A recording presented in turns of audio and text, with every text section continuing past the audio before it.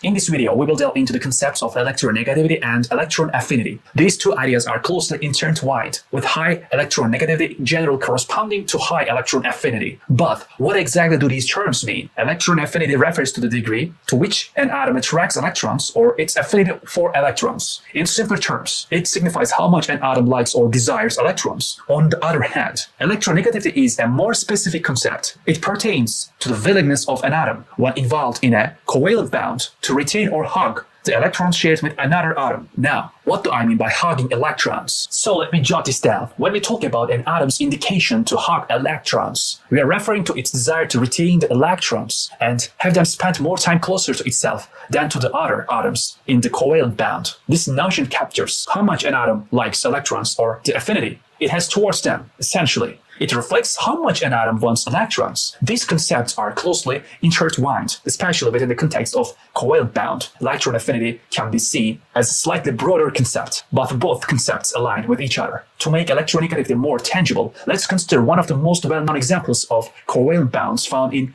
a water molecule. Water, as you like to know, is represented by the chemical formula H2O, consisting of one oxygen atom and two hydrogen atoms. Each hydrogen atom possesses one valence electron, while the oxygen atom has 6 valence electrons. For the oxygen atom, we observed that it has a total of 6 valence electrons in its outermost shell. Now, if we consider the electron configuration, the hydrogen would be content if it could somehow simulate having an additional electron. This would allow hydrogen to achieve a stable electron configuration with only 2 electrons in its first shell, as the other elements require 8 electrons. By acquiring another electron, hydrogen could achieve stability akin to helium. On the other hand, oxygen would strive to acquire 2 more electrons in order to attain stability comparable to neon. Consequently, they engage in electron sharing. Specifically, this electron from one hydrogen atom can be shared together with this electron from the other hydrogen atom. In this arrangement, the hydrogen atom can effectively utilize both electrons, leading to increased stability for its outer shell and overall stability for the hydrogen atom. Similarly, the electron can be shared with the hydrogen atom, allowing it to resemble helium more closely and achieve a greater stability. On the other hand, the oxygen atom experiences a quid pro quo situation, gaining an electron by sharing one from each hydrogen atom. This electron sharing contributes to stabilizing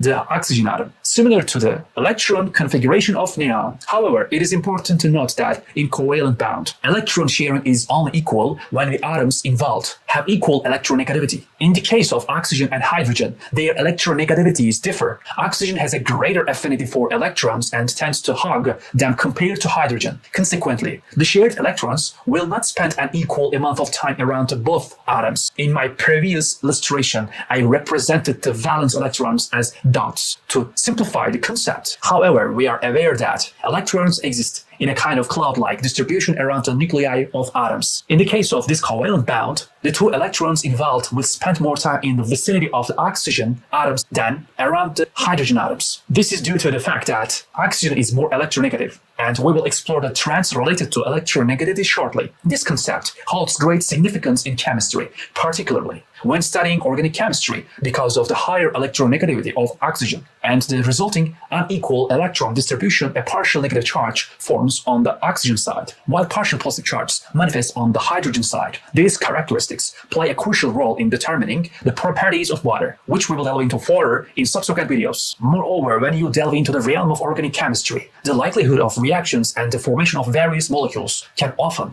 be predicted based on electronegativity. Understanding electronegativity becomes particularly valuable when exploring oxidation numbers and related concepts. It provides significant insights into these areas. Now that we have a grasp of what electronegativity entails, let's ponder the trend it follows as we progress through the periodic table, starting from group 1 and extending all the way to the halogens in the yellow column. What do you anticipate the trend for electronegativity will be? To approach this question, it can be helpful to consider the extremes exemplified by sodium and chlorine. I encourage you to pause the video and reflect on this. Take your time. In some ways, the concept of electronegativity aligns with the notion of ionization energy. Consider an element like sodium, which possesses only 1 electron in its outermost shell. Achieving a stable electron configuration similar to that of neon would be more easily accomplished by donating that 1 electron rather than attempting to complete its shell. Hence, sodium readily relinquishes an electron to attain stability. This attribute is reflected in slow ionization energy, as discussed in the previous video. On the other hand, chlorine behaves differently. It is only one electron away from completing its shell and strong desires to acquire an additional electron. The goal is to achieve a configuration similar to argon and complete its third shell. Thus, chlorine exhibits a strong affinity for electrons. It actively seeks to acquire them, resulting in a high tendency to hug electrons. In contrast, sodium is unlikely to exhibit such behavior. Consequently, as we move from left to right across the periodic table, electronegativity increases. Now let's consider the trend as we move down a group on the periodic table. I'd like you to think about atomic radii for a moment and consider what you believe the trend will be. Will electronegativity increase or decrease as we move down? Take a moment to ponder this and then resume the video. Assuming you have given it some thought, let's explore the concept further. As we learned in the atomic radii video, atoms become progressively larger as we add more electron shells. For instance, cesium, located further down the group, possesses one electron in its outermost shell, specifically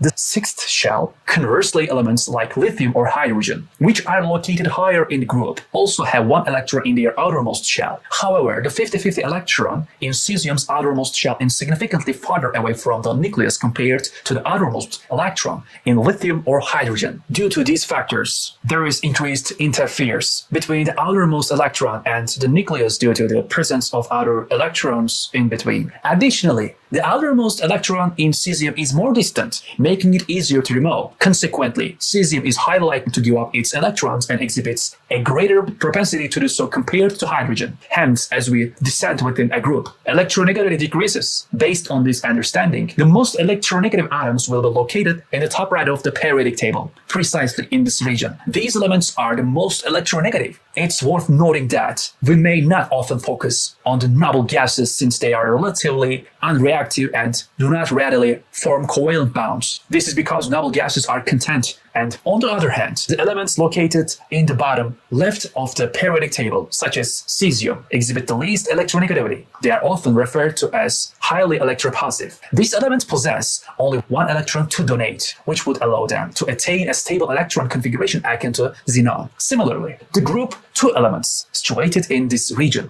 might need to donate 2 electrons. However, giving away a few electrons is much easier for them compared to acquiring a large number of electrons. Additionally, these elements are characterized by larger atomic sizes. Consequently, the outermost electrons experience weaker attraction towards the positively charged nucleus. To summarize, the trend observed in the periodic table as we progress from the bottom left to the top right is an increase in electronegativity. The elements in the upper right corner have a greater tendency to hug electrons in covalent bonding scenarios, while those in the bottom left corner exhibit lower electronegativity and are more inclined to donate electrons.